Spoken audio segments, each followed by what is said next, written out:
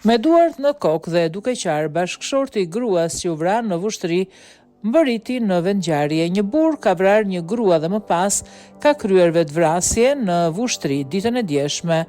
Mediat kanë publikuar pamjet momentit kur burri i gruas së vrarë mbriti në vendin e ngjarjes shumë i rënduar emocionalisht, ndërsa disa të tjerë përpiqeshin ta ngushëllonin.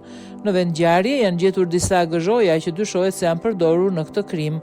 Janë duke u intervistuar dëshmitar edhe në koordinim me policinë janë duke u hetuar të gjitha rrethanat që kanë çuar në këtë ngjarje të rëndë, njoftoi prokuroria.